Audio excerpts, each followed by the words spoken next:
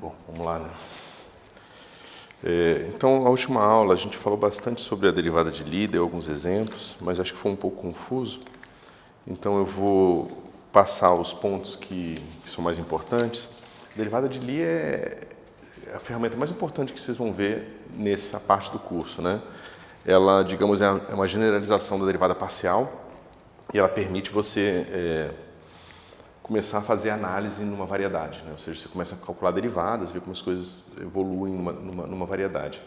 Antes de você introduzir geometria, ou seja, antes de você colocar algum conceito de métrica, transporte paralelo, né? Antes de tudo isso, você tem a derivada de Lie. Então, você imagina que é uma ferramenta geométrica muito primordial, né? Que ela tem assim uma relação íntima já com a variedade antes mesmo de qualquer conceito de geometria ter sido introduzido, né? E é por isso que eu ressalto bastante a importância dela. Em vários cálculos que você vai encontrar em artigos científicos, principalmente em relatividade geral, você vai encontrar que frequentemente não se usa muito a derivada de Lie, porque você consegue escrever a derivada de Lie em termos da derivada covariante. Mas isso às vezes deixa obscura algumas expressões que seriam mais claras se você usasse a derivada de Lie, né? Então, vamos recapitular aqui basicamente o que a gente quer, né? Então a gente quer simplesmente fechar aqui essa parte do curso introduzindo a derivada de Lie, certo? Então, a primeira coisa que a gente tem que lembrar é o seguinte. A gente tem um conceito aqui de uma transformação na variedade. Então, você tem uma transformação que pega um ponto P e, dado um parâmetro, leva num ponto Q, certo? Bom, disso aqui a gente consegue chegar num resultado simples que é, então, eu posso aplicar esse ΔT aqui, a gente sabe que se a gente aplicar menos ΔT em G de ΔT em P, isso aqui vai dar G de menos ΔT em Q, certo? E isso aqui é basicamente G de ΔT menos ΔT menos ΔT, né? Ou seja, isso aqui é G de ΔT menos ΔT em P igual em G de menos ΔT Q, certo? E isso aqui é P, certo?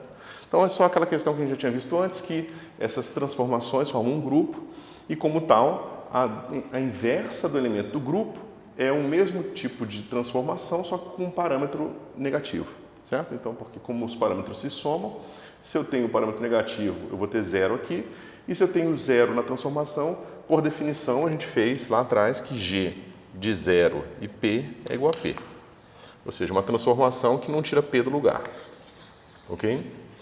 Bom, agora o que acontece? A gente pode ver essa transformação, né, esse G aqui, a gente pode definir que o nosso G maiúsculo vai ser igual à projeção na carta do G minúsculo, aí eu boto um ΔT aqui, para lembrar que eu estou pensando nesse mapa aqui, quando eu boto o índice embaixo, eu estou pensando nele como uma transformação da variedade na variedade, certo? Se eu boto em coordenadas, né, eu chamo de G maiúsculo. Eu frequentemente usei essa anotação aqui, G, ΔT, por exemplo, e X, certo? Eu vou botar um índice aqui só para a gente lembrar que a gente pode projetar numa das componentes da carta, né? Porque isso aqui leva na carta e esse cara pega uma das componentes do ponto P carregado ΔT na direção Mi. Isso aqui tá tranquilo ou tá? Bom, mas o que nós vimos também é que essa aqui é uma função que a gente exigiu que é suave em ΔT. Se ela é suave em ΔT, significa que eu posso calcular uma série de Taylor disso aqui. Então, a gente fez isso, encontrou que esse cara aqui vai ser xmi mais del G, ΔT e X, certo? Del, esse cara aqui é xni. E deixa eu ver se eu não estou fazendo nenhuma besteira. Não, está errado.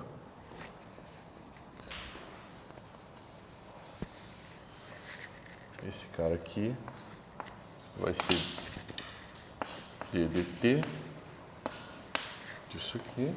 Bom dia. Calculado em T igual a ΔT, certo?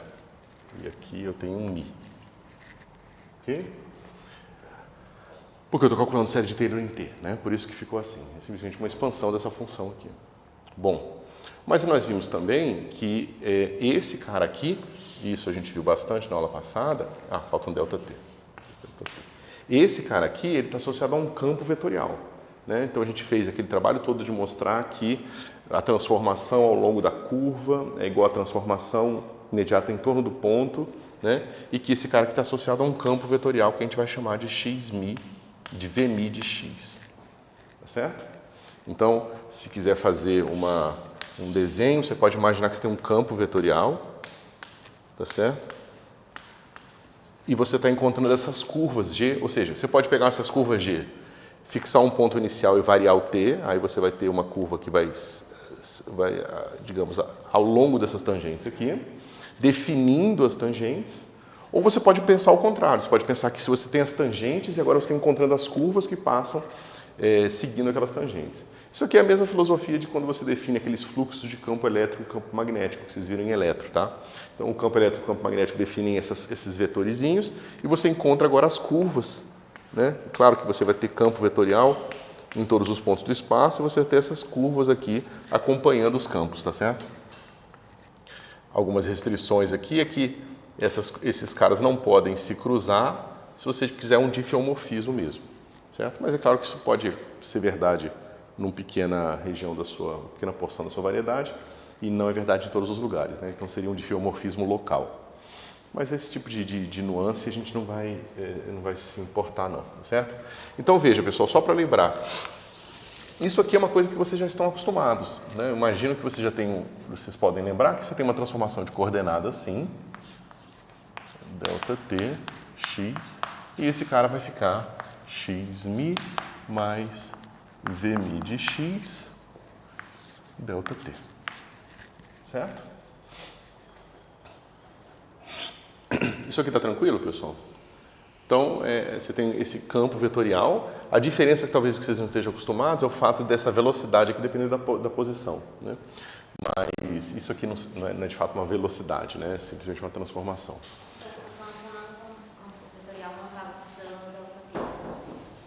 Como é que é? O campo vetorial dele não estava considerando ΔT, né?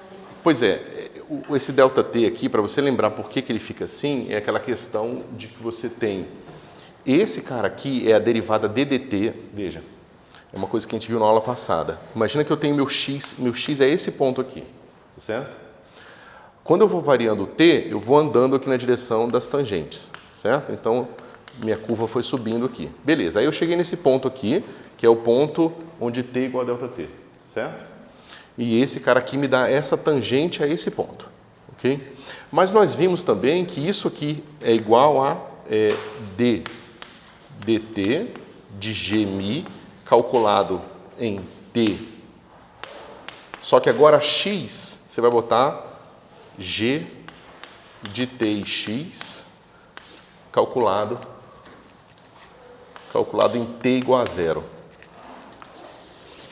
É isso que eu estava querendo dizer antes. Essa derivada aqui ao longo da curva é igual à derivada que se eu tivesse começado aqui, ou seja, o meu t é igual a zero, tá vendo? É como se eu tivesse começado a calcular a partir daqui, né, o meu diffeomorfismo. Isso acontece justamente por causa dessa propriedade aqui, né, de que o g de t, t1 e t2 é igual a g de t1 mais t2. Né? Isso aqui é bastante importante. Então, esse cara aqui, na verdade, foi bom você ter falado, porque significa, na verdade, que se a gente quiser ser realmente preciso, aqui teria que ser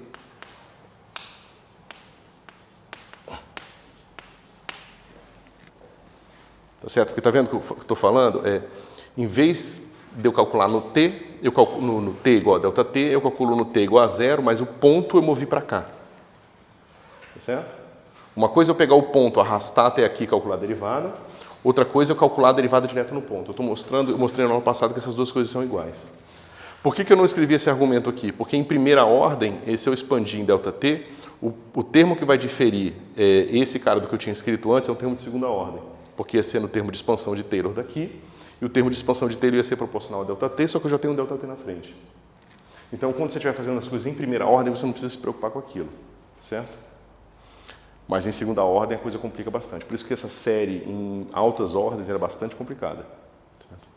O que na verdade é um problema na cosmologia, porque na teoria de perturbação cosmológica você usa esse tipo de transformação e é importante você procurar termos de segunda ordem. E como na cosmologia hoje a gente está conseguindo dados cada vez mais precisos, esse tipo de cálculo está se tornando cada vez mais necessário. Então, nos últimos 5 anos, tem aparecido muitos trabalhos importantes na cosmologia que dependem dessas perturbações de segunda ordem que vão passar por esse tipo de cálculo aqui. Certo? Mas ficou mais claro? Ou isso aqui não está claro ainda? Claro? Né? Então, sim, é bom lembrar disso, tá? Que esse ponto aqui é o ponto aonde a curva está, que é o ponto x carregado ΔT por g, certo? Deixa eu ver. Ok. Maravilha. Bom, se isso aqui é verdade, a gente também pode fazer uma outra coisa. Isso aqui a gente pode chamar que é um ponto y, certo? Porque a gente está lembrando aqui que a gente pegou o ponto P, levou para Q, né? E a gente está dizendo que φ de P, como a gente tem feito sempre, é a coordenada x, né? Mas a gente pode dar um nome para o φ de Q e chamar esse cara de y, tá certo? A gente sabe que o g de x ΔT nos leva no Q, então em coordenadas nos leva no y, tá certo? Agora, o que acontece, como é que fica a cara disso aqui se eu fizer esse cara aqui, ó? G mi menos ΔT, só que agora eu quero em Q, porque eu quero fazer essa parte aqui, ó. Né? Tá vendo? Esse cara aqui eu quero voltar para P. Então, isso aqui vai ser y aqui, não x mais.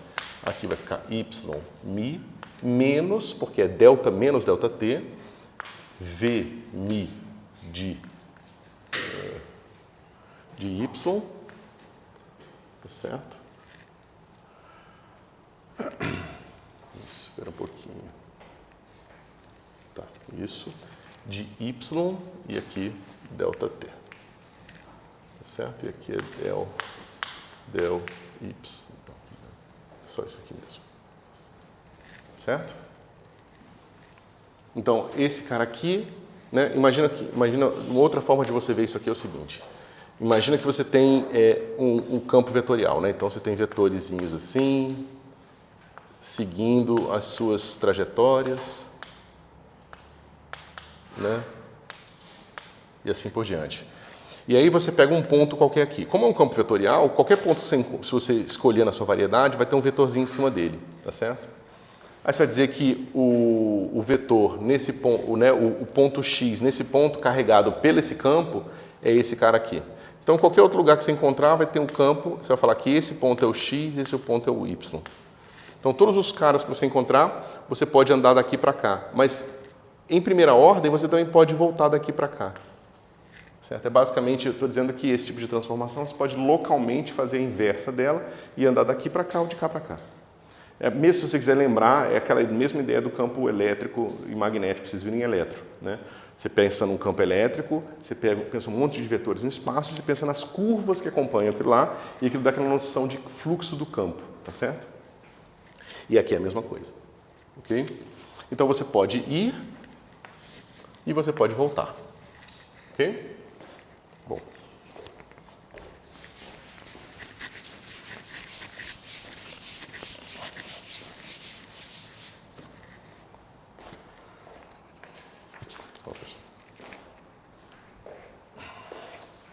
Bom, então, qual é o segundo passo aqui?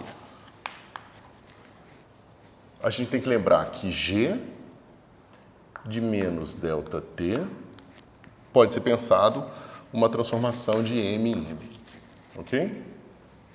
E a gente sabe, da mesma forma, que G ΔT estrela, ele vai levar T QM em TPM, certo? Então, aquela mesma ideia. Esse cara leva um ponto em outro ponto, então esse cara leva um vetor deste primeiro ponto no segundo ponto, certo?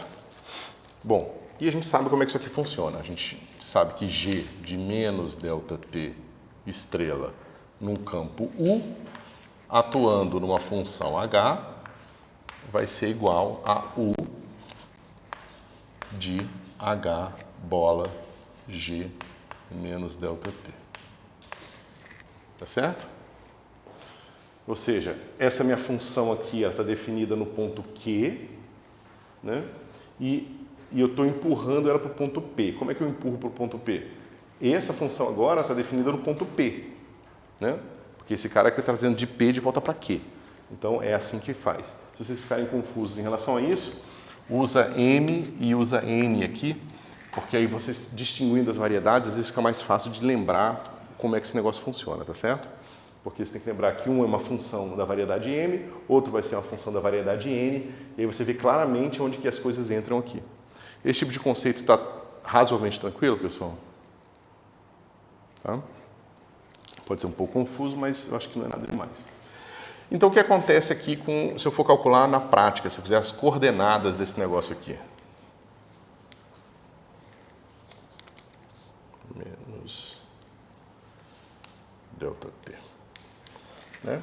Veja, esse cara aqui é uma função que está sendo calculada originalmente em y, né? Então fica o mi de y, del y, né? Assim que funciona uma derivação, lembra, uma derivação é sempre isso, né? As coordenadas no ponto, vezes a derivada parcial em relação àquelas coordenadas, do que quer que seja o argumento aqui, né? O nosso argumento aqui, pessoal, é h bola g, desculpa, tem que ser Φ bola H bola G menos ΔT e Φ bola Φ aqui. Certo? Eu estou só botando explicitamente as cartas, coisa que eu não estava fazendo antes, porque como eu acho que ficou confuso na aula passada, eu estou fazendo todos os passos direitinho, certo? Bom, como é que fica esse negócio aqui então? Fica U, Mi de Y, e aqui vai ficar assim, del y mi. Veja, esse cara aqui é assim, é uma função h de g de menos ΔT e y. Certo? 1, 2, 3. Até aqui tudo bem? Deixa eu ver se eu não estou esquecendo nada. Tá.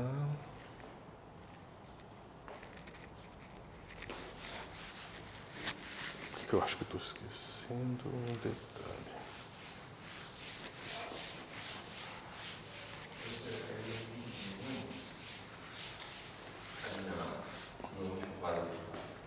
Aqui? Ah. Aqui é Φ de quê? Isso.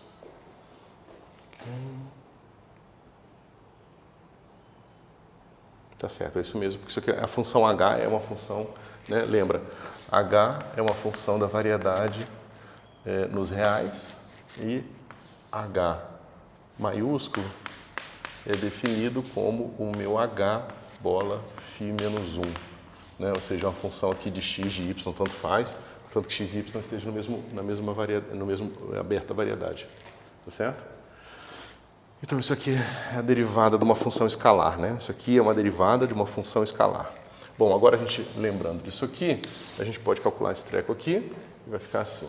U de H bola G menos ΔT, né? Vai ser igual a U mi de Y, D dy, mi, e aqui vai ficar como? Desculpa, aqui eu já vou fazer a derivada, né? Então vai ser derivada de H em relação ao argumento, mas o argumento de H é o que, pessoal? Que ponto é esse cara aqui, ó? É X, certo? Então, aqui vai ficar del H dx, só que o argumento desse cara aqui é X como função de Y. Então vai ficar esse cara aqui, né? Esse cara aqui, ó, é x, ó, esse cara aqui é o x mi. Esse é o x como função de y, tá vendo? Então vai ficar del g ni menos delta t y mi. Tá certo? Ok? Mas isso, pessoal, é o quê? Isso aqui é o nosso g de menos delta t estrela atuando em u, que atuou em h. Mas isso aqui é assim, ó, u mi de y, del g ni del y mi de menos delta t e y, del x ni, isso aqui atuando em h. Certo? Então, as minhas componentes aqui do meu campo são dadas por isso aqui, ó. Certo? Ok, então, isso aqui era bom a gente manter, então eu vou escrever aqui embaixo. Gni de delta t e x vai ser igual a y ni mais v ni de y delta t, que é aquilo que a gente discutiu antes. Peraí, aqui é x é y, eu fiz o contrário, peraí. É y. Tanto faz aqui por aquela razão que eu tinha falado antes, mas vamos deixar assim. Não, tá errado isso aqui. É x aqui e x aqui, certo? E aí a transformação, que é isso aqui, tá? E a transformação inversa, menos delta t em y, vai ser igual a y ni menos v ni y delta t. Ok? Bom, e agora, como é que fica esse negócio?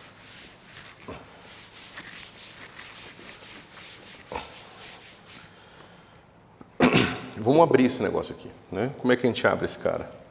Isso aqui vai ser assim, ó.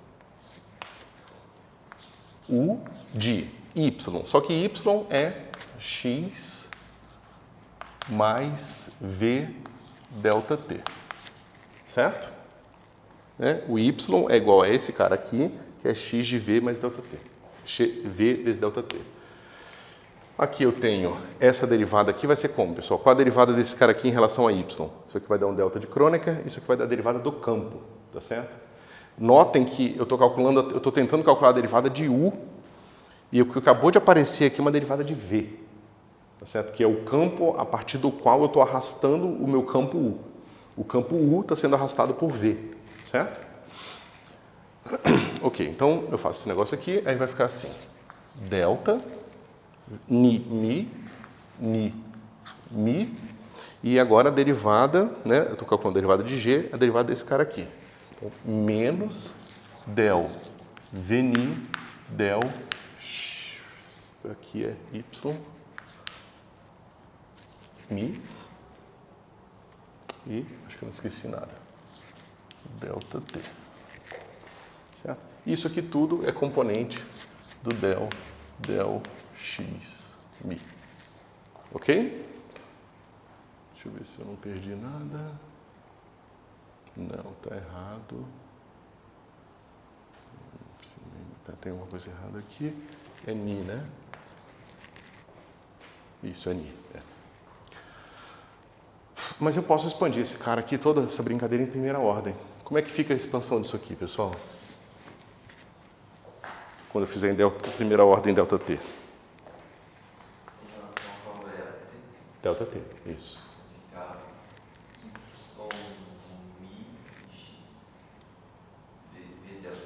Vai ficar u mi de x, né? Porque é quando o delta t é igual a zero na expansão. Depois a derivada disso aqui em relação ao delta t é a derivada disso aqui em relação aos argumentos que estão multiplicando delta t.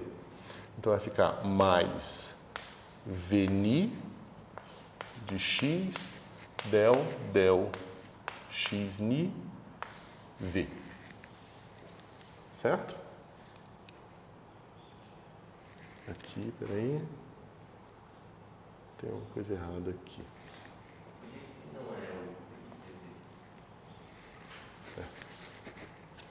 É U. Ok? Isso é uma função, eu estou expandindo, é uma função de várias variáveis, eu estou expandindo ΔT. Então vai ser a derivada em relação a ΔT, vai ser a derivada em relação ao primeiro argumento e a derivada do primeiro argumento em relação a ΔT, que é esse cara aqui, né? E vezes ΔT. Né? É isso aqui, pessoal. É F de A ΔT, B ΔT, C ΔT. Isso aqui, ó, vai ser igual a F de A, B, C, mais a derivada total disso aqui em relação a ΔT, quanto é que é? Derivada total disso aqui em relação a ΔT. Essa é a primeira parte, né? Não, é zero. Não sei. É A, B, C.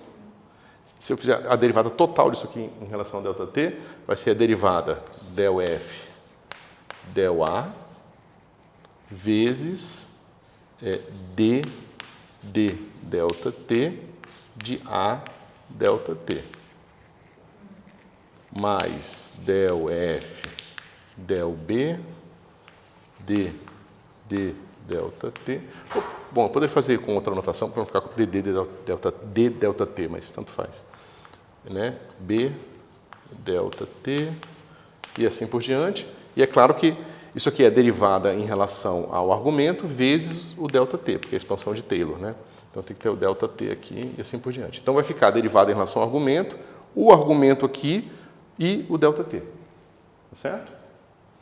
Pessoal, esse tipo de conta aqui às vezes confunde. Eu já alertei vocês, vocês viram isso provavelmente em cálculo 1 ou 2, mas tem que fazer, tá? Fazer várias vezes para vocês entenderem o significado dessas coisas. Ok? Para vocês entenderem justamente essa passagem daqui para cá. Ok? Às vezes está claro vendo, mas na hora que você for sentar para fazer a conta, você não vai estar nem um pouco claro. Isso acontece frequentemente. Ok, mas isso aqui está multiplicando esse negócio aqui, ó. Né? Mi menos del Vni, del Y ΔT. Isso tudo multiplica del Xni. Certo? Então veja, esse cara aqui todo é eu pegando o U e arrastando de volta de Q para P. Tá certo? Eu estou pegando o meu campo vetorial, ele está definido no espaço, eu pego o valor dele em Q e arrasto de volta para P através do meu campo V. Tá certo? Isso aqui. Agora eu seleciono os termos de primeira ordem, de ordem zero. Então, esse vezes esse é o termo de ordem zero. Mas isso é o quê? É o próprio U. Certo? Ó, esse cara vezes esse cara aqui, ó, vai dar Mi com Mi, vira Ni com Ni é o próprio campo. Ok? E o próximo termo, como é que vai ficar?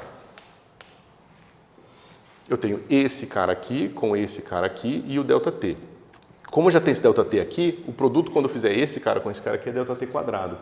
Eu não quero ΔT quadrado, eu quero ΔT de primeira ordem porque eu vou fazer o limite depois para zero, tá certo? Então, o próximo termo vai ser Vmi del X Ni, del Vmi Ni U Mi.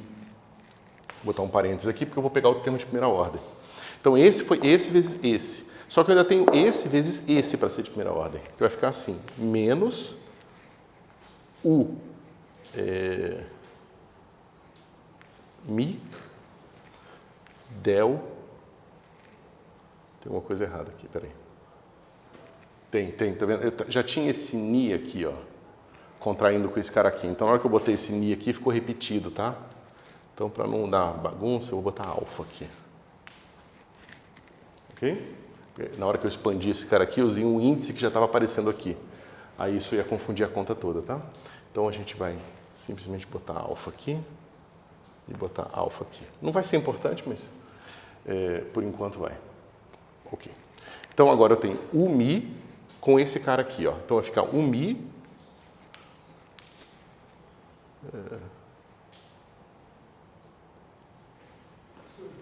O que aconteceu com o H dali pra... O H eu tirei, tá vendo? Esse cara atua em H e isso aqui tudo atua em H. Eu uso o H é só como uma função auxiliar para encontrar os coeficientes do campo. Certo? Depois eu peguei, tá vendo? Na hora que eu for calcular, eu não escrevi não, né? Tá, o que eu quero calcular aqui, essa igualdade aqui, é para isso aqui só. G menos... E é isso aqui que eu estou calculando. Eu tirei o H. Mas espera um pouquinho que eu fiz alguma besteira aqui, peraí. Isso aqui está certo, isso aqui está certo. Vai mi aqui. Ah, tá. Esse cara aqui, com esse, deu isso. Esse com esse, o mi, ó, esse com esse, o mi vai virar ni. Certo? Peraí, esse mi vira ni. E esse com esse fica mi mesmo. Certo? Del x mi. E agora eu tenho delta t e eu tenho del x ni. Tá certo? Pessoal, qualquer duvidazinha aí, falem para eu mostrar para vocês aqui com mais detalhe.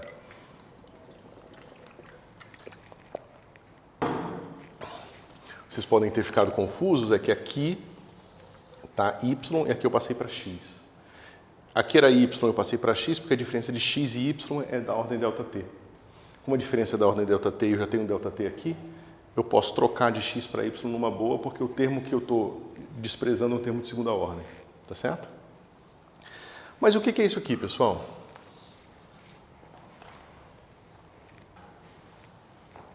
Que a gente viu lá atrás. Ó, V derivada de U menos U derivada de V. Isso aqui vai ser U mais comutador de V com U, componente mi, delta T, d del x mi. Certo? Então,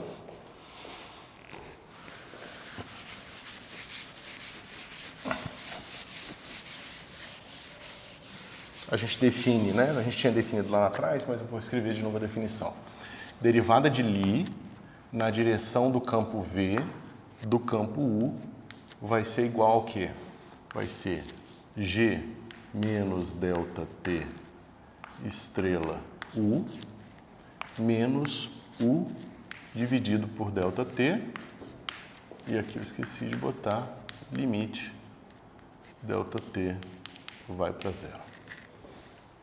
Então, qual é a lógica aqui, pessoal? Eu tenho uma variedade, eu tenho meu campo U aqui, que vai me dizer vetorizinhos em cada região do meu espaço. Esse aqui é o ponto Q, esse aqui é o ponto P. Eu carrego daqui para cá usando o meu campo V. Certo? Então, ó, eu tenho um ponto Q, eu tenho um ponto P e eu carrego de um ponto para o outro usando o meu campo V. Tá certo? Eu pego o meu U que está definido aqui em Q, carreguei de volta para P e subtraio do meu U que eu tinha originalmente em P. Né? Então eu tenho dois, agora no ponto P, ou seja, aqui no meu TPM, eu tenho dois vetores. Eu tenho o meu U calculado em P, pertence a TPM, só que o meu G menos delta T estrela U Q também pertence a TPM. Tá certo? Esse é o que estava originalmente lá e esse que foi o carregado de volta pelo campo V. Tá certo? Só que esses dois caras habitam o mesmo espaço, mesmo ponto, mesmo espaço vetorial, então eu posso subtraí-los, não tem problema nenhum. Tá certo? Quando eu faço isso, eu encontro essa expressão e agora a gente acabou de ver que isso vai ser igual ao comutador, certo? Ou seja, o que nós acabamos de mostrar é que isso aqui é igual ao comutador de VU. Certo? Se eu subtraio esse cara aqui e divido por ΔT, os termos quadráticos, ó, se eu tivesse mantido todos os termos quadráticos aqui, a hora que eu fizer essa subtração aqui, ó, esse cara vai embora. Sobra um termo linear. Os termos quadráticos todos, a hora que eu dividir por ΔT, vão ficar pelo menos lineares. Os cúbicos vão ficar quadráticos, né, e assim por diante. Os quarticos vão ficar cúbicos e assim por diante. Na hora que eu mandar o ΔT para zero, eles vão todos para zero. Sobra só isso aqui. Tá certo? Mas mais importante que isso, pessoal, isso aqui, ó, V, Mi, del, X, Mi, U, Ni, menos U, Ni, del, X, Mi, opa, X, aqui é Mi, V, Ni, del, X, Ni. Essa brincadeira aqui, ó, é importante. Porque isso aqui é fácil de calcular. Vocês podem esquecer agora tudo que eu falei e decorar essa parte da fórmula aqui, que vai ser bastante útil para vocês. Tá certo? Vocês vão entender por que a fórmula é assim, mas é essa fórmula que é importante. Tá certo? E vocês vejam, aqui eu não tive que introduzir nenhum tipo de conceito de transporte. Eu não digo como que eu transporto um campo de um para o outro, porque o meu próprio V arrasta a minha variedade e me permite fazer essa derivada. Então, o que na verdade isso quer dizer é que essa derivada ela é independente da geometria, tá certo? E por isso que ela é importante. Okay? Quando vocês forem ver relatividade geral, vocês vão ver que vocês vão introduzir um conceito de derivada covariante. E essa expressão ela vai ser verdade mesmo se você colocar aqui uma derivada covariante. Ou seja, ela é independente da geometria do seu espaço-tempo, certo? Ou do seu espaço. Outra coisa importante é o seguinte. O que acontece com o comutador, por exemplo, se eu pegar, né, esse campo, o meu campo U sendo d dx, pensa no espaço tridimensional. Meu campo U é o d dx e o meu campo V é d dy, del y. Qual o comutador desses campos?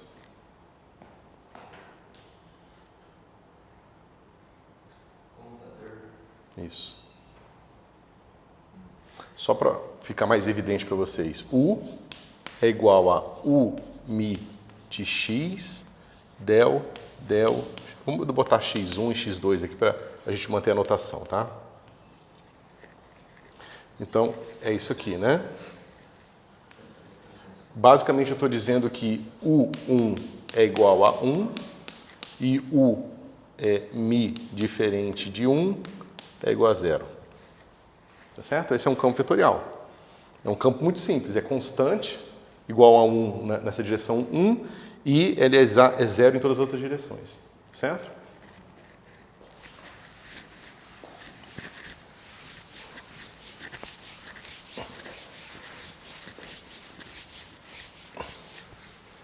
E o meu V mi, vai ser assim.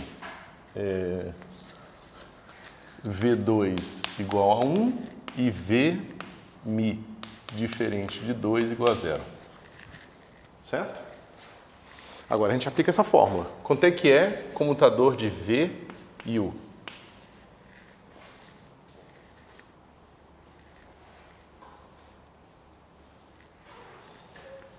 Vamos pegar aqui o primeiro. Essa soma aqui, pessoal, sobra só quem? Como é que fica só esse pedacinho aqui? Só para ver se vocês estão acompanhando um pouquinho.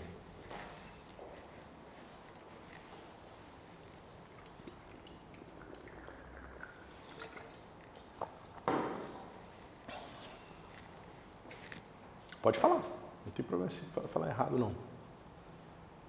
É simples, é para ser fácil, não é pegadinha com vocês, não. O que significa isso aqui, pessoal, com o mi repetido? É uma soma, né? Soma sobre mi, de mi em todos os valores. Então vai ter mi igual a 1, 2, 3, 4, 5. Só que o meu vmi, ele é assim.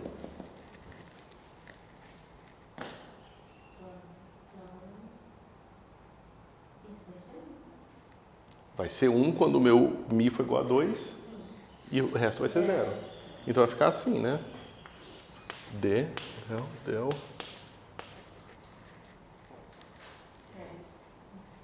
Tá certo? Só que U é o quê?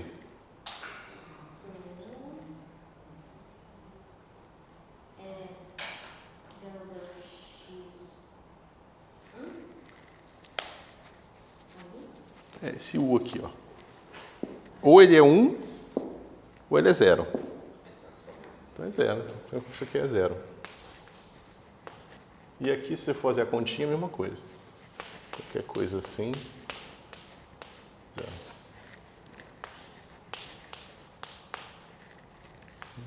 Isso aqui é igual a 0. Então esses caras aqui comutam. Del x1, del x2 comutam. Aí a pergunta é o seguinte, bom, mas esses caras aqui são meus campos que foram introduzidos pelo próprio sistema de coordenadas. Tá vendo? Se eu dou um sistema de coordenadas que tem coordenadas x1, x2, x3, os campos vão sair desse jeito. Tá certo? Então esses campos têm um parente de Lie igual a 0. Tá certo? A questão é a seguinte, será que todo campo que tem parente de Lie igual a 0 também define um sistema de coordenadas? E a resposta é sim. A gente não tem as ferramentas para provar isso aqui agora, mas a resposta é, se você tem um conjunto agora, digamos que você tem uma variedade tridimensional, você tem V, U e W, tá certo? E você mostra que comutador de V e U é igual a 0, de V e W é igual a 0, e U e W é igual a 0, se você mostra que esses três caras aqui dão 0, significa que esses três campos induzem um sistema de coordenadas. Tá certo? Então, quando vocês aprenderam lá, que eu estava falando para vocês lá no começo, vocês aprenderam o θ chapéu, o φ chapéu e o r chapéu, eu acho que na lista, inclusive, eu botei isso, vocês podem calcular o comutador desses caras aqui, você vai ver que não vai dar 0. Aí vocês perguntam, bom, mas isso aqui está associado ao campo, às coordenadas esféricas, né? Não, não está. As coordenadas esféricas não normalizadas, elas são diferentes. Né? O que você vai encontrar é que o θ chapéu ele vai aparecer com R multiplicando. Né? E o φ chapéu ele vai aparecer com R seno θ, multiplicando. Aí esse cara comuta com esse que comuta com esse. Esses caras estão associados ao sistema de coordenadas esférico, tá certo? Então, digamos que você está trabalhando num sistema, você está resolvendo a equação, está resolvendo um problema de buraco negro, por exemplo. Aí você encontra três campos vetoriais que têm a ver com as simetrias do seu sistema. Aí você calcula isso aqui. Se for 0, significa que aquelas simetrias do seu sistema coincidem com um sistema de coordenadas, com um possível sistema de coordenadas. Se não for 0, não tem um sistema de coordenadas adaptado àquelas simetrias, tá certo? E isso aqui também vai ser bastante importante, porque quando a gente tem essa... Veja, por mais que não seja comutador de Lie igual a 0 para esses três caras, eles ainda definem uma base para você, ou seja, cada ponto do espaço você gosta de dar uma base, três direções linearmente independentes, tá certo? Então, isso aqui é o que a gente vai chamar de tetrada, ou uma base não holonômica, enquanto as bases que satisfizerem isso aqui serão as bases holonômicas, tá certo? Então, você vai conseguir estudar muito da estrutura do seu sistema através desses caras aqui, tá certo? Então, bom, como eu falei para vocês, isso aqui encerra a parte de geometria diferencial. A gente vai fazer agora, vai começar uma parte mais prática do curso, onde a gente vai começar a aplicar essas ideias e vai desenvolver várias outras ideias para ser capaz de resolver problemas de equações diferenciais parciais, tá certo? Aí, ao longo dos dias, enquanto vocês forem fazendo as listas, vocês podem trazer dúvidas aqui, a gente pode fazer aula de exercício, né? Como eu falei para vocês, qualquer coisa que vocês queiram perguntar, ou coisas paralelas a isso aqui, a gente ainda pode responder daqui para frente, ok?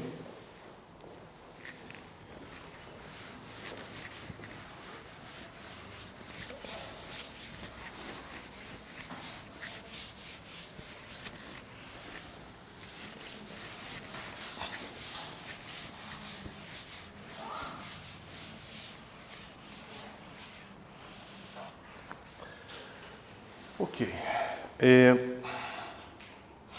Uma das coisas que a gente viu nesse curso é que, por exemplo, a própria questão do diffeomorfismo, a gente pode escrever da seguinte forma. Você tem uma curva, né? A gente viu várias dessas curvas assim. Você pega uma curva sigma, aí você empurra o DDT e você encontra aqui uma coisa do tipo drmi dt del xmi, certo? Bom, mas aí você pode dizer o seguinte, eu quero que, né, isso aqui é aquela brincadeira, eu tenho aqui uma curva, eu tenho minha variedade, a minha curva é basicamente um mapa entre R e a minha variedade aqui, né? E eu tenho um campo vetorial nessa variedade aqui, e eu quero que minha curva acompanhe esse campo. Então, basicamente, eu quero que o meu sigma que empurra DDT seja igual ao meu V calculado em sigma. Tá certo? E nós vimos que isso aqui dá a seguinte equação. A gente tem agora aqui drmi dt vai ser igual a vmi de r de t. Tá certo? E nós vimos... Pode falar. Ali naquele, dentro daquele círculo ali, é uma variedade? Isso, a variedade M. Aí o M é um local dentro dessa variedade, né? Proximidade do ponto lá dentro. É isso?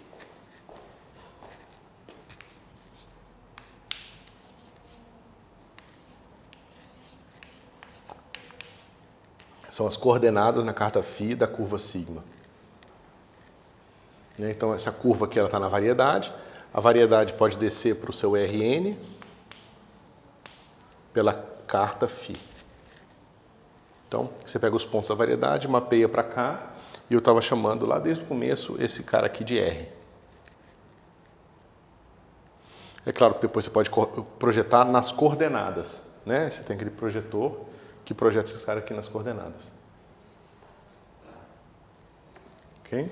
Infelizmente, eu estava trabalhando com o campo U e lá atrás eu defini o meu projetor com essa mesma letra, né? Então, eu esqueci disso. Tem que atualizar minhas notas para não confundir vocês ou outras pessoas no futuro. Tá certo? Mas isso aqui, pessoal, qual a importância dessa equação aqui? É basicamente a equação de Newton, né? Você pega F de x de t igual a mx, dois pontos, tá certo? Você pode definir que V é igual a x ponto e escrever como essa equação? Essa equação vai ficar assim, ó. V ponto vai ser igual a f de x. Como eu falei para vocês, essa f que eu escrevi aqui não depende da velocidade, mas você pode escrever f's que dependam. Então eu vou deixar assim, tá certo? Que é uma função do tempo também. E eu tenho x ponto igual a v de t. Tá certo? Isso aqui, pessoal, eu posso fazer agora uma sequência ordenada gigante aqui. Então vai ter o x1, x2, x3, v1, v2, v3, tá certo? Ponto vai ser igual a esse lado direito todo aqui, ó. Tá certo? Que eu posso chamar, sei lá, de campo... bom, aí novamente confundindo, né? Eu vou botar aqui o meu campo V, que é uma função disso tudo, né? Desse cara aqui e esse cara aqui. Ok? Se você... Em V1, V2 e V3, tinha que ser só as funções de posição? Não, justamente, porque essa que é a diferença. Essa aqui é uma equação de segunda ordem, tá vendo? Para posição. Aí eu estou transformando em duas equações de primeira ordem, tá vendo? Essa é uma de segunda ordem. Aí eu separo numa equação de primeira ordem, que está aqui. Essa aqui é a definição do V, né? Mas eu tenho essa equação aqui, que é a própria equação de Newton, dada essa definição. E eu tenho essa segunda equação aqui. Eu aumentei o número de graus de liberdade do meu sistema, foi de 3 para 6, Mas o que eu ganhei foi que eu transformei uma equação de segunda ordem em um par de equações de primeira ordem. Então agora o estado do meu sistema é definido por isso aqui. Isso que é a importância do fato das equações da mecânica clássica serem de segunda ordem. Elas dizem para a gente que o estado que define o sistema não é só a posição. O que eu quero dizer com isso? Se eu digo para você que essa pedra está aqui, ou uma pedra está aqui, e pergunto o que vai acontecer com ela, você vai falar, eu não sei. Você precisa me dizer mais coisa. O que eu preciso te dizer a mais para te dizer para que você seja capaz de prever o que vai acontecer com a pedra? Força, velocidade. Não, é bom, força, tudo bem. Mas digamos que a gente está trabalhando num sistema sem força, só cinemática. O que eu preciso dizer além da posição da pedra para que você saiba o que vai acontecer com ela? A velocidade inicial. Velocidade inicial. Então, o estado do sistema é totalmente definido pela posição e velocidade. Então, por alguma razão, o que define o estado de uma partícula na mecânica clássica não é só posição, é posição e velocidade. E na mecânica clássica, vista do ponto de vista newtoniano, é posição e momento, tá certo? Mas tanto faz. É só uma questão matemática nesse ponto, tá certo? Então, mas o que eu estou querendo mostrar para vocês é que essa equação que a gente estava trabalhando, ela é geral. Porque as equações que a gente trabalha, por exemplo, na mecânica, podem ser transformadas em equações desse tipo aqui, tá certo? Nem sempre o oposto é verdade, então o oposto é um pouco mais complicado, ou seja, se você partir de um sistema de equações de primeira ordem, nem sempre você consegue escrever ele como um sistema de ordem n, tá certo? Mas o de ordem n você pode quebrar em n de ordem 1, tá certo? Isso vai ser bastante importante, porque na hora que você tenta pegar um sistema e fazer uma correspondência entre sistema de segunda ordem e sistema de primeira ordem, você ganha uma coisa a mais que se chama geometria simplética. Tá certo? Tem a ver com a mecânica quântica, tem a ver com tudo que vocês vão ver mais complicados para frente do curso. Por que igual não é igual a fx? Como é que é, cara? Por que ele não é igual a f de x, b de x? O que isso vê? É esse cara aqui, ó. Deixa eu escrever isso aqui melhor, então, para ficar mais... É porque os detalhes matemáticos são bastante complicados, mas vamos lá. Nesse sistema aqui, eu estou trabalhando na minha variedade, que eu chamo aqui na minha coordenada generalizada, se você quiser pensar. Eu estou trabalhando aqui com as coordenadas de posição, tá certo? Então, você pode pensar na sua F assim. F vai ser igual a Fi del xi. Certo? Essa é a notação que a gente viu para um campo vetorial. Eu só estou usando esse mesmo F aqui, nessa notação aqui. Tá certo? Só que a gente acabou de concluir juntos aqui que a posição, ou seja, um x pertencente a R3 não é suficiente. Isso aqui não é suficiente para que a gente possa escrever todas as nossas equações.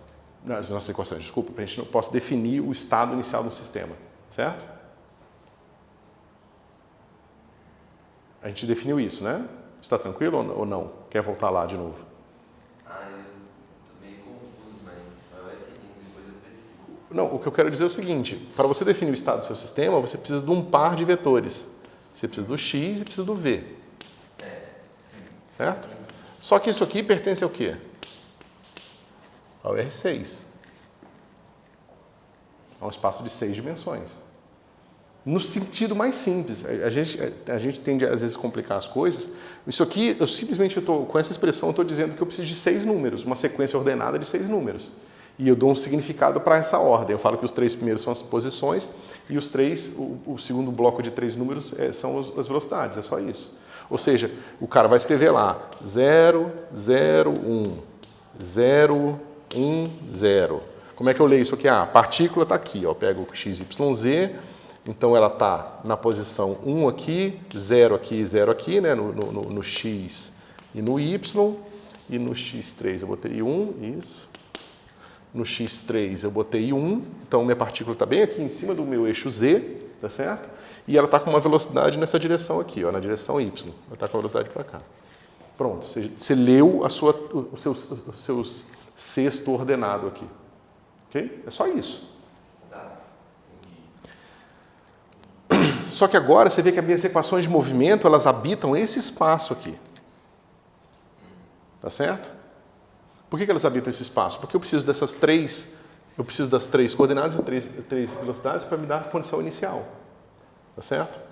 Bom, mas então se eu olhar para essa equação aqui, como é que vai ficar? Eu vou chamar esse negócio aqui, ó, eu vou chamar de xi. Vai ser igual a essa sequência aqui, ó. Tá certo? De forma que xi1 é igual a x1, que xi2 é igual a x2, que xi3 é igual a x3, que xi4 é igual a v1, que xi5 igual a v2 e que xi6 igual a v3. Tá certo? Beleza. Se eu faço isso, como é que fica a minha equação? Como é que fica esse negócio aqui, ó?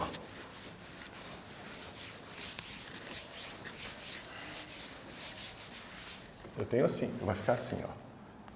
Xi, mi, d dt vai ser um certo campo vetorial vmi. Certo? Usando aquela mesma equação aqui, ó, que a gente estava escrevendo aqui, tá vendo? Só que eu só mudei a letra para não confundir com as coordenadas v agora ali. Certo? Para não confundir com esses v's aqui, eu usei o v quadradinho maiúsculo aqui. Tá certo? Mas esse v, ele é uma função de quê? De xi. Que é justamente o que está acontecendo aqui, ó. Certo? E ele vai ser cada função dentro de cada um dos 6 vetores. Quem que vai ser o v1 de xi? Vai ser Vzinho 1. E o v2? E o v3? Não, não tem mais, né? Agora o v4. Agora vai ser Quem é a derivada do v1, vzinho 1? Vai, né? O v4 vai ser igual a f1 de xi. Né? Ele não é a uma coisa. Que é F2 de xi e V6 vai ser o F3 de xi. Você concorda? Eu não entendi por que F. Porque a força, aqui ó, por causa disso aqui.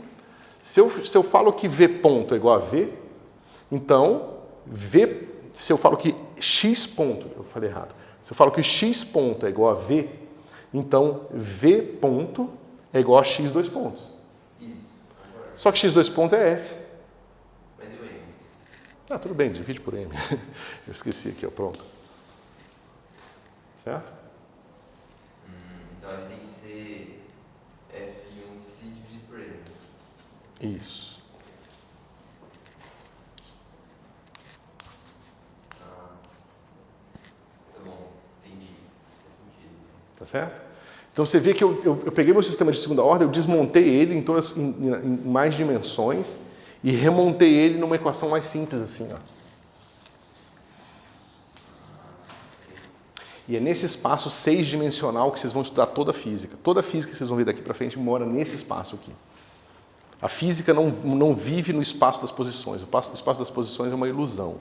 A física vive no espaço da posição e da velocidade, da posição e do momento. Certo? E é nesse espaço que tem um monte de questões geométricas que dão o nascimento da mecânica quântica, da mecânica clássica, da teoria de campos. Tudo vem daqui, tá certo?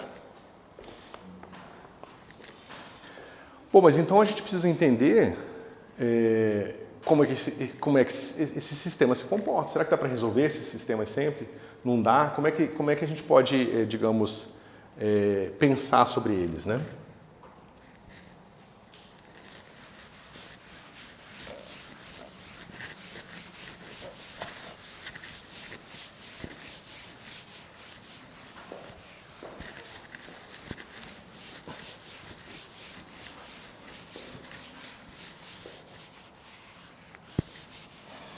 Então vamos lá.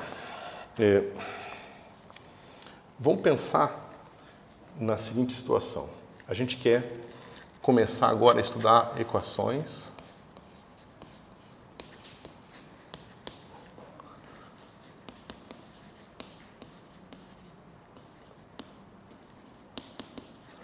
diferenciais ordinárias.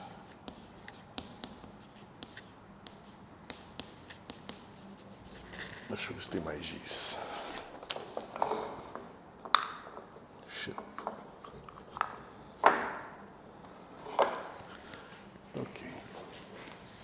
Ok? Então veja, a gente estava estudando essa situação aqui, né? Eu vou usar a seguinte notação: dx n vezes, agora isso aqui são n derivadas, tá? De y de x, eu vou chamar de yn de x. Definição. Professor, naquele quadro anterior, você tinha aquele v ponto igual a f de xt dt sobre n. Por que tem esse dt ali e antes não tinha? Tinha que ser tudo só xt. Como é que é, cara? F é uma função só de xt e não de dt também? Caramba. Você pode me mostrar o que você está falando? Pode. Ó, tinha colocado aqui, ó, nessa equação aqui, o f sendo uma função só de xt, né? Só que daí quando a gente faz a igualdade com o v ponto, colocou... Foi o que eu falei naquela hora. Geralmente a gente trabalha com funções força, a força geralmente só depende da posição. Mas você tem um exemplo claro, por exemplo, já no eletromagnetismo, que você tem uma força, que é o caso da força causada pelo campo magnético, que ela depende da posição e da velocidade. Então eu só generalizei. É que vocês estão mais acostumados a pegar, sei lá, a força de uma mola, a força da eletrostática, a força da gravitação newtoniana. Mas em geral a força pode depender da velocidade. Então eu só generalizei ali para ficar mais claro o que está acontecendo. Só isso. Então, pessoal, a gente vai mudar um pouco de notação, tá? Nessa parte de equações diferenciais ordinárias, a gente vai geralmente tratar de uma certa função y de x, tá certo? Uma função y, né, que é uma função de R em R, ok? E a gente vai querer resolver equações desse tipo aqui, certo? Por que a gente resolver equações desse tipo aqui? Como eu falei para vocês, essas equações aqui, elas vão estar associadas a esse tipo de equação aqui, ó, que a gente acabou de discutir, tá certo? E as técnicas que a gente vai usar para resolver essas equações aqui vão nos ajudar a resolver equações para esses sistemas aqui, ok? Então, dada essa definição aqui de notação, porque a gente vai agora envolver muitas derivadas nas nossas contas, a gente vai definir o seguinte.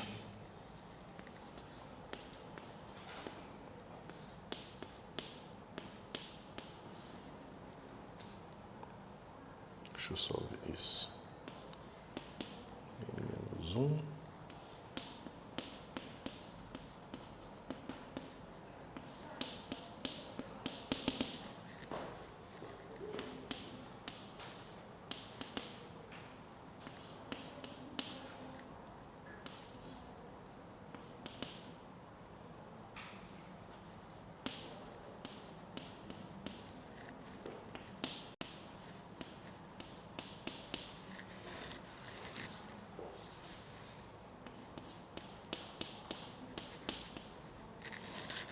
Então a gente vai definir aqui que uma equação diferencial é ordem n homogênea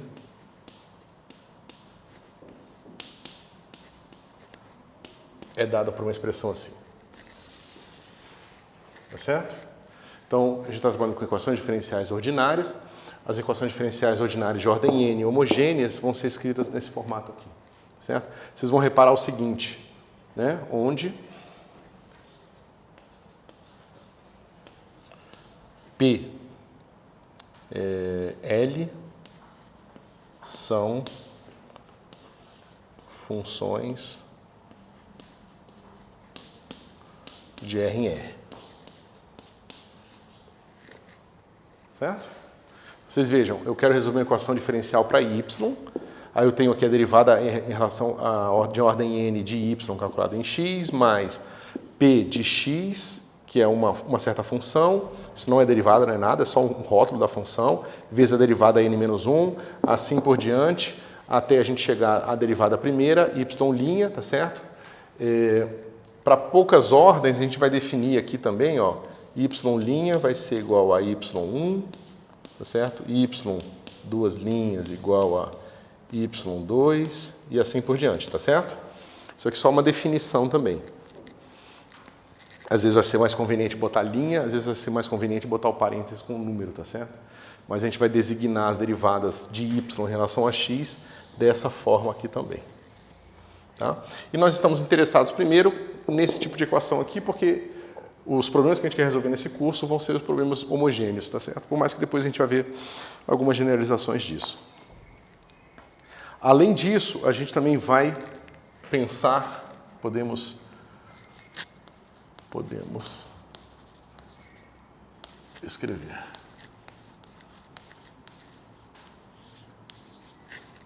dp y igual a zero, onde dp é um operador, tá certo? Vai levar uma função de R em R em outra função de R em R. E esse cara é definido assim, dn dxn mais pn-1 dn-1 dxn-1 mais mais dx mais p1 ddx mais p0. Tá certo? Todo mundo entende que isso aqui funciona como um operador? Ou seja, y é uma função de R em R e dpy também é uma função de R em R. Tá certo? E basicamente a gente vai estar interessado em resolver problemas do tipo dpy igual a zero. Se a gente andar bem, a gente vai conseguir chegar no fim, onde a gente vai ver também funções de Green, que vão ser maneiras de você fazer inversas desses operadores aqui, certo? Então, pessoal, ó, só para dar um contexto, a gente estava na coisa mais global e abstrata das variedades, a gente viu que nas variedades tem essas curvas com esses fluxos e assim por diante, mas agora a gente quer fazer uma coisa prática, a gente quer resolver essas equações, encontrar fluxos específicos, a gente quer resolver equações com condições iniciais dadas e ver o que está acontecendo com o sistema. E para isso a gente vai ter que estudar equações desse tipo aqui, tá certo? Então agora a gente vai descer no detalhe dessas equações aqui e começar a resolvê-las, tá certo? Ver como é que dá o espaço das soluções, quantas dimensões tem essas equações aqui e assim por diante, tá certo? E depois a gente vai trazer de volta para analisar sistemas físicos, tá ok? Mas agora a gente precisa desenvolver o ferramental para lidar com essas ideias aqui agora. Okay? Então a gente está fazendo um foco no aspecto prático daquilo que a gente estava vendo antes.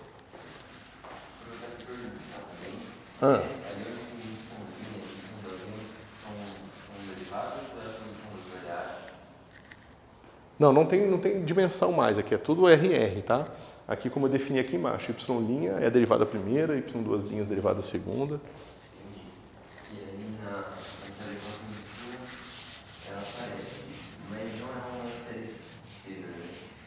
Qual é a equação de cima? Não, isso aqui é uma equação diferencial ordinária de ordem n homogênea. Estou definindo aqui, ó. Essa cara aqui. Vocês podem, uma pergunta que vocês não fizeram, mas seria bom que vocês fizessem, é por que não aparece um P aqui?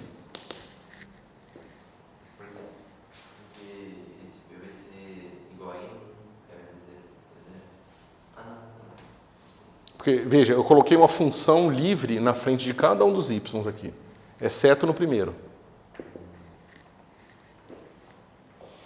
O y no primeiro, uma função no primeiro y, ela vai mudar o caráter da equação.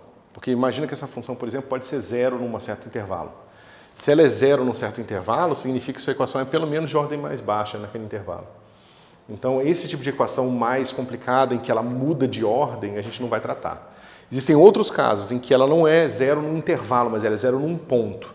Esse caso é um caso super especial, que é o caso que a gente vai lidar com o método de Frobenius, que na verdade a gente vai usar para resolver todos os problemas da física. Que da física, digamos, clássica é com o método de Frobenius, que é o caso em que essa função aqui passa por um zero, tá certo? Mas em geral a gente diz que essa equação é de ordem n quando a gente não tem nenhum problema aqui, ou seja, essa função não passa por zero nunca. Mas não passar por zero significa que eu posso dividir minha equação por ela. Tá certo? Então, por simplicidade, se eu estou fazendo essa suposição que a função que estaria aqui não passa por zero, então eu posso dividir minha equação inteira por ela e redefinir os meus p's e chegar nesse formato aqui. Tá certo?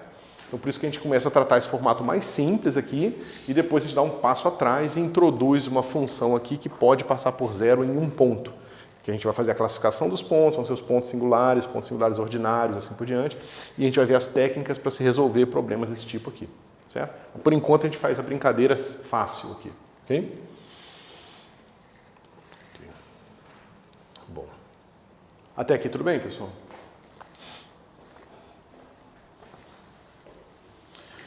Bom, a gente viu aqui a agente de definição do operador e a gente viu o seguinte, isso aqui é dp, é linear.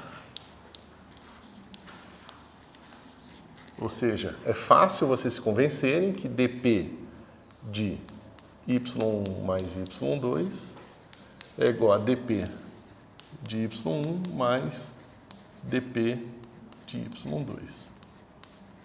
Ok?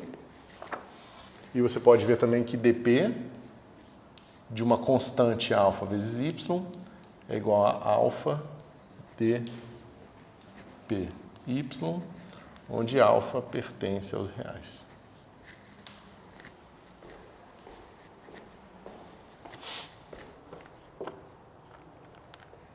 Ok?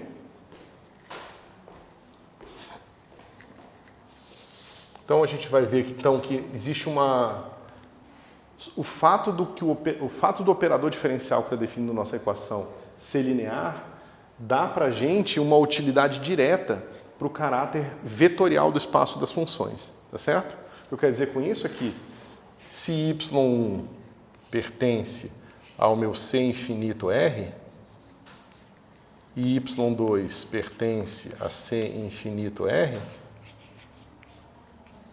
então, naturalmente, y1 mais y2 pertence a C infinito R. Tá certo? Então, esses caras formam um espaço vetorial. É um espaço vetorial de dimensão infinita, complicado, mas esse operador dp aqui vai ajudar a gente a entender, a dar estrutura para esse espaço vetorial aqui. Ok?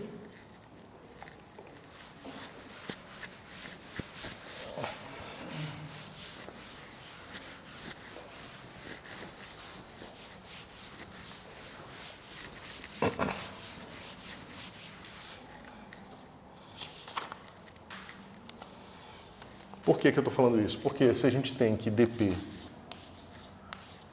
de y1 igual a zero, que também é igual a dp de y2, então, naturalmente, dp de y1 mais y2 também é igual a zero.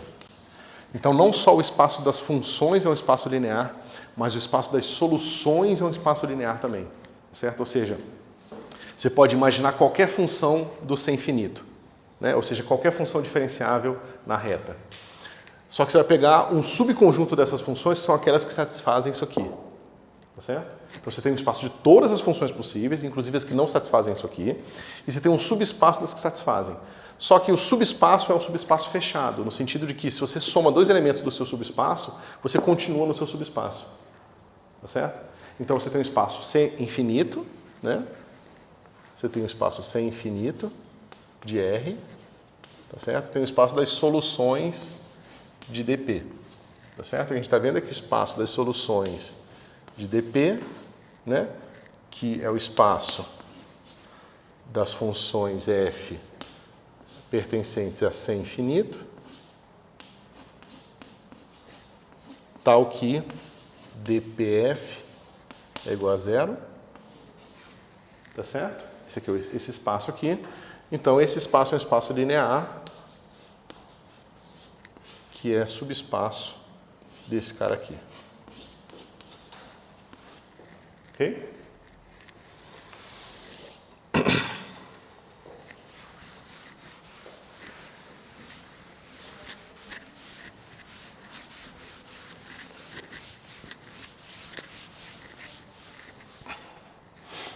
Bom.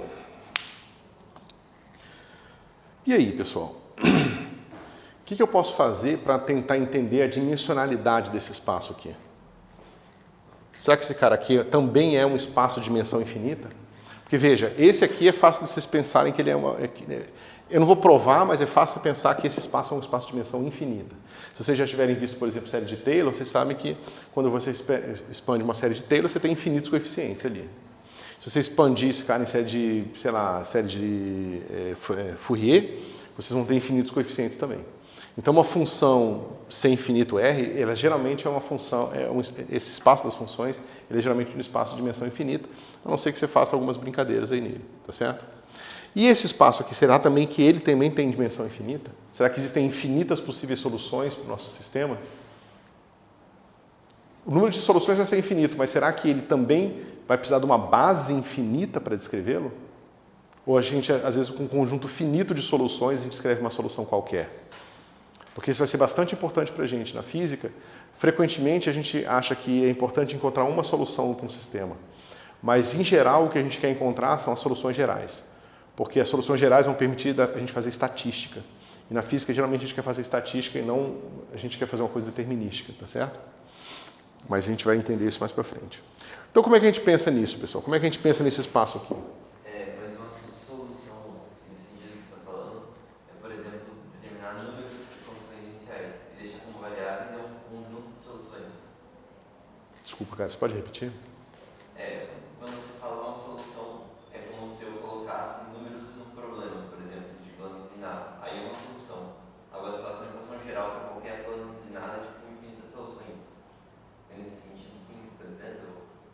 Quase, porque você trocou o problema. Quando você troca o plano inclinado, você tem um outro problema. Mas imagina que eu tenho um problema de plano inclinado e eu tenho possíveis condições iniciais, tá certo? Então eu tenho aqui a bolinha que está aqui. Só que as minhas condições iniciais podem ser várias. Eu posso colocar a bolinha em várias coisas. Posso começar com ela aqui, posso começar com ela aqui, eu posso começar com ela aqui com a velocidade para cá, tá certo? Então, todas as possíveis condições iniciais aqui vão te dar um problema dinâmico diferente. Será que você consegue encontrar um conjunto de soluções finito, né, que você descreva qualquer posição inicial dessa bolinha? Se eu comecei com ela aqui, eu preciso combinar a solução 1 com a solução 2 dessa maneira especial para encontrar a solução dela. Será que eu consigo fazer isso? Entendi. Então, se eu vou restringir meu conjunto de soluções para todos os problemas desse tipo. Para todas as condições iniciais possíveis para aquele sistema bem posto. Uma vez posto, você quer estudar todas as condições iniciais e ver como que todas elas evoluem. Né? Mas isso é importante, veja bem. Digamos que você tem aqui a condição inicial do seu sistema, está aqui nessa linha, e ela evolui para cá. Certo? Digamos que é a posição inicial de uma certa bolinha. E aí você sabe, bom, se ela começou aqui, ela termina aqui. Né? Se ela começou aqui, ela termina aqui. Então você vai fazendo esse mapa aqui. Aí você se pergunta, bom, mas por que eu quero saber todas as posições iniciais e todas as finais? Porque eu geralmente não sei a posição inicial perfeitamente. Eu sei que existe a probabilidade da bolinha estar aqui, mas meu instrumento pode ter errado. Ela tem uma probabilidade de estar aqui também, tem uma probabilidade de estar aqui também. Então não basta eu saber uma condição inicial, porque geralmente eu não conheço a condição inicial. Eu conheço só a probabilidade da minha partícula ter iniciado naquele ponto. Seja porque na mecânica quântica isso é inato da teoria, ou seja, você não consegue fugir disso, ou seja porque na mecânica clássica, por mais que você imagine que no mundo das ideias existe um potencial de se saber perfeitamente a posição inicial, na prática nunca se sabe. Na hora que você vai medir a posição da partícula, você vai usar uma régua que tem um erro, você vai usar um instrumento de medida que tem um erro associado a ele, e a partícula sempre vai estar ali naquela pequena região de desconhecimento seu, entendeu? E aí você precisa saber como que você propaga todas aquelas possíveis condições iniciais, que você não tem certeza qual é a perfeita, para você saber qual é a probabilidade de encontrar a coisa aqui. Então você sabe, então minha partícula tem uma certa distribuição de probabilidade de estar numa certa posição aqui, que vai gerar uma certa distribuição de probabilidade dela ser encontrada aqui. Entendi. Tá certo? E para isso você precisa conhecer, geralmente, regiões das condições iniciais. Quando você vai para a mecânica quântica, isso é necessário mesmo. Você só consegue fazer mecânica quântica quando você conhece a estatística inicial e propaga uma estatística final. E você precisa, para isso, então, um conjunto completo de soluções. Certo? Mas, se a gente levar em consideração de todas as medidas, assim, então eu posso estimar um certo tempo onde as previsões vão ser tão... que vai dar uma variedade tão grande de possíveis soluções que é praticamente inútil, né? Tipo, se eu for levar em consideração esses pequenos erros, quanto mais passa o tempo, maior a gama de eventos que podem acontecer, né? Incrivelmente, sim e não. O que acontece é o seguinte, para sistemas não caóticos, a variância aqui, ou seja, o erro inicial, ele se propaga numa coisa com um erro final parecido. Sistemas caóticos significa que um erro inicial ele vai crescer exponencialmente. Então, é o que você falou. Então, eu errei um pouquinho aqui a condição inicial e o meu sistema divergiu para uma solução totalmente maluca. Se tiver um laboratório de física aqui que tenha isso, procura um pêndulo duplo. Já viu o pêndulo duplo? Né? Você pega um pêndulo aqui, aí você amarra ele aqui, aí você pega outro cara e amarra ele aqui. Aí você faz o seguinte, você vai com a maior destreza que você tiver e tenta colocar ele na mesma posição inicial 2 vezes e ver o que acontece quando você soltar ele. Se você for realmente bom em colocar ele na mesma posição inicial, você vai ver que, às vezes, a primeira 3 balançadas vão ser parecidas, mas depois vai ficar totalmente diferente.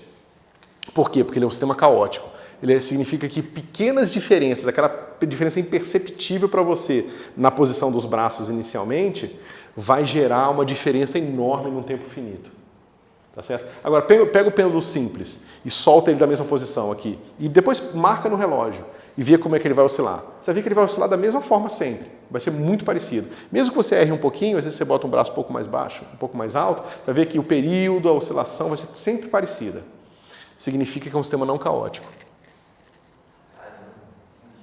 Certo?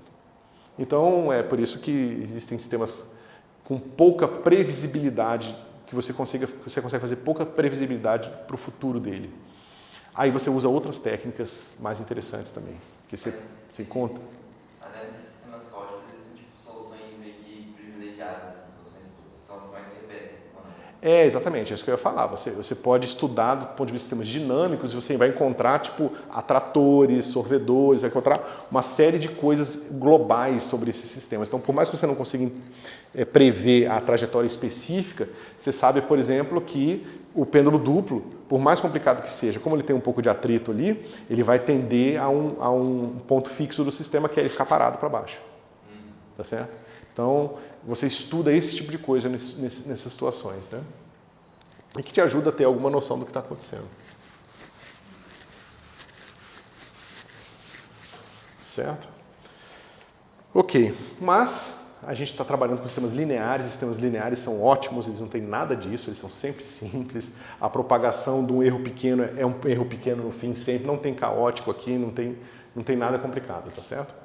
E a gente consegue tratar e ter resultados analíticos para quase tudo que a gente vai fazer.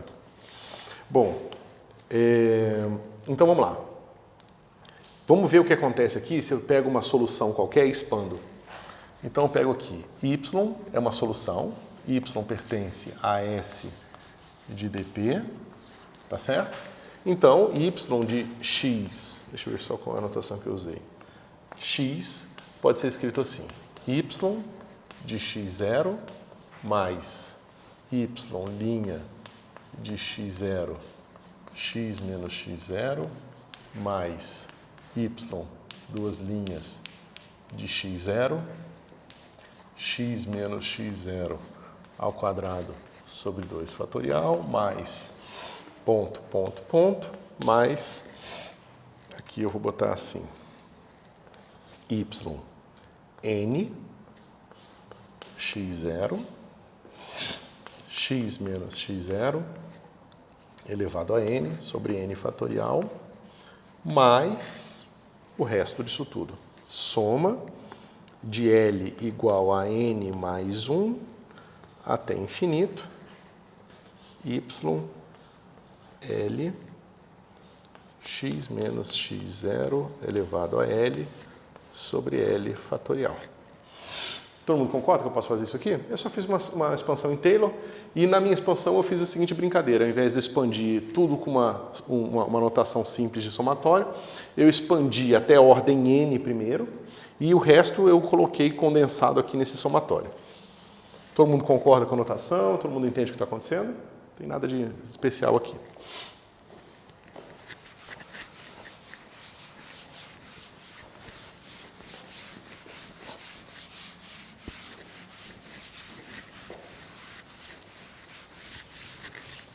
O que eu posso fazer agora, pessoal?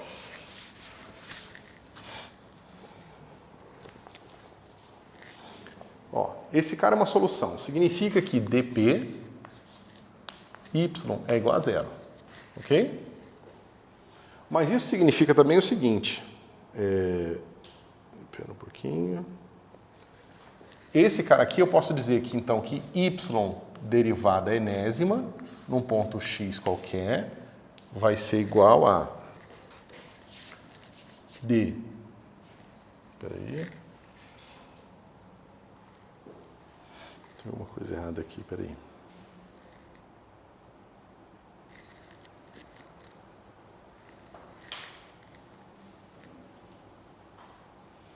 É que estranho, espera aí. Esse cara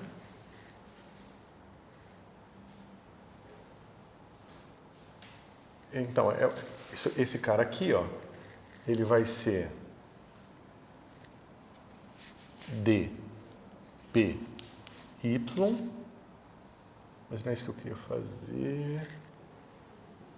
Eu vou deixar fazer uma coisa aqui, ó, só para ficar mais fácil a passagem.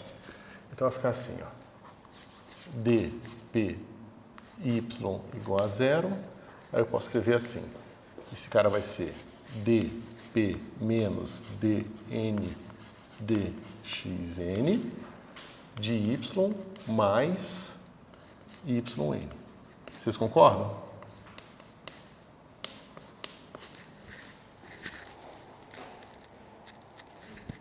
Eu só somei e subtraí a derivada enésima aqui da minha função. Certo? Não fiz nada demais. Agora eu vou passar esse cara para o outro lado. Aí vai ficar assim, ó. Yn de x, né? Que é esse cara aqui, eu passo para o outro lado, vai ficar assim. dn dxn menos dp y. Vocês concordam?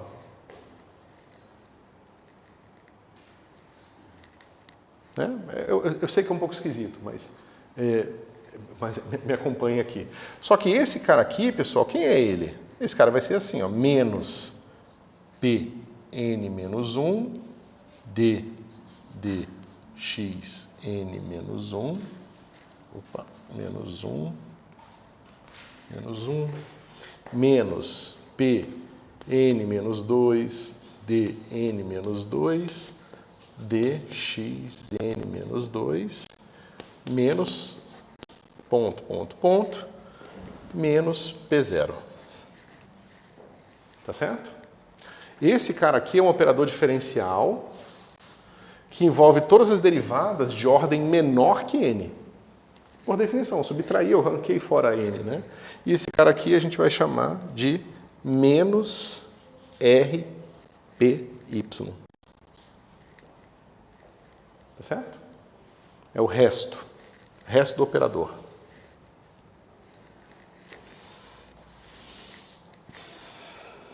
Tudo certo? Ok. E aí? O que a gente pode fazer agora?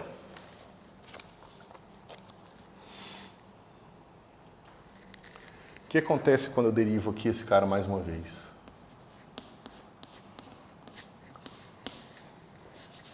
Fica menos dx de rpy. Certo? Professor, ali é n menos m, tem um d, n menos 1, dividido por d, x. Menos 1. Menos 2 até o menos 0 aqui. O n menos n que vai ser 0. certo? Pessoal, eu sempre esqueço, é 9h20 ou 9h10 que termina? 9h10, né? Então, bom, só para dar um resumo da ópera, já que a gente começou até aqui, vocês vejam, até aqui eu não tenho nada que eu possa fazer, porque a derivada primeira, segunda, até a ordem n-1, eu não posso usar a minha equação diferencial para nada, porque tem aqueles p's na frente, eu não sei se aqueles p's são zero ou não são zero, então eu não consigo usar a minha equação diferencial para me livrar deles. Mas eu consigo me livrar da derivada enésima, pelaquela razão que eu falei para vocês, né? O coeficiente que multiplica a derivada enésima, a gente considera que é um coeficiente diferente de zero, então a gente divide, então eu posso escrever uma derivada enésima em relação às derivadas mais baixas. Então eu acabei de mostrar para vocês, ó, que esse cara aqui só depende das derivadas mais baixas. Então se eu uso essa equação aqui e substituo esse cara aqui, eu sumi com esse termo da minha série de Taylor e reescrevi ele em termos de termos que vão aparecer aqui. Tá certo? A pergunta é, o que vai acontecer com os termos de derivada mais alta? E o que eu vou mostrar é que a gente vai fazer isso aqui interativamente, essa brincadeira toda aqui, e a gente vai se livrando desses termos todos aqui. Tá certo? Meu interesse é mostrar para vocês que isso aqui tudo vai ser dado por uma equação, por um espaço de dimensão n, tá certo? E aí a gente vai ver qual é o espaço do espaço de soluções, a dimensão do espaço de soluções, e vai ver como encontrar essas soluções na prática, certo? Mas isso fica para a próxima aula. Como eu falo para vocês,